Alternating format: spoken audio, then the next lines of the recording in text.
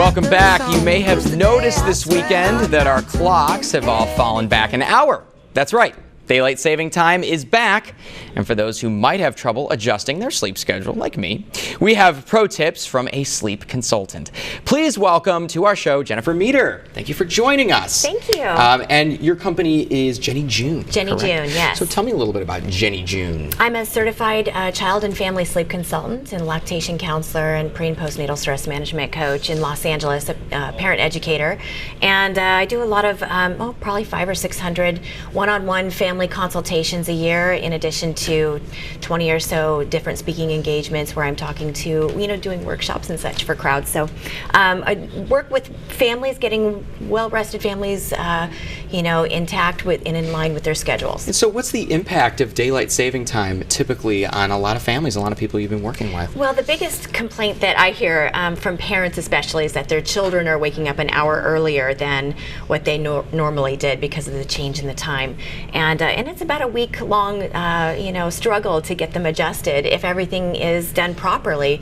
If not, then I often hear a lot of families, really still complaining into November and 2 or 3 weeks out and into the holidays. And in addition to all of those travels and such with the holidays, compounded with the daylight savings change, it's a hot mess. Just more stress, yeah. more stress emotionally, more stress physically. Yes. Yeah, right. So you talk about 5 steps to help combat it. Yes. Okay. Number one, if we haven't made the adjustments prior to the time change, we want to make sure that at least from here on out, we sync our schedules, eat, sleep, wake times immediately with the current time.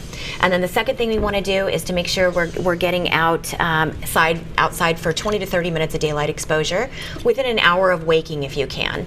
The third thing we want to do, especially for the adults, is to make sure that we're tapering off on that caffeine and alcohol consumption, especially prior to 2 or 3 o'clock. Don't do anything in excess because it can mess with our circadian rhythms a little bit with the chemical and the hormonal things that go on with that. And then make sure we're powering down our screen devices and dimming the lights at least an hour prior to bedtime for both adults and children, because light really does affect how we sync to our natural biological rhythms. And then the fifth and final thing is to make sure our sleep environment is protected. Basically, we need to recreate what nature gave us to sleep in to begin with: cool, dark, and quiet.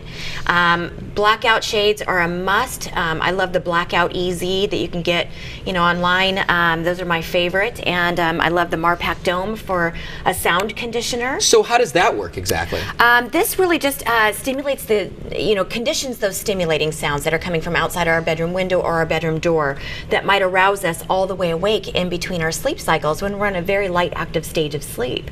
And so this is really a true white noise machine, and that should be something that's ambient, doesn't have any heartbeat rhythms, ocean sounds, lullaby music, any of that. That can actually be counterproductive to sleep.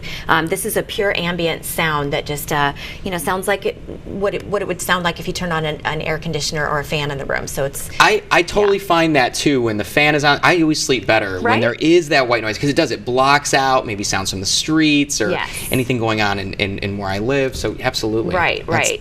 So they make them for children, they make them for adults, and this with those Blackout EZ shades, absolutely the best thing you could do for your sleep environment. And protecting that is really going to help you go a long way in all of the changes that come along. Right. Illnesses, your kids waking up in the middle of the night, all of that can really go a long way in helping that sleep hygiene. And how can people learn more about Jenny Jun?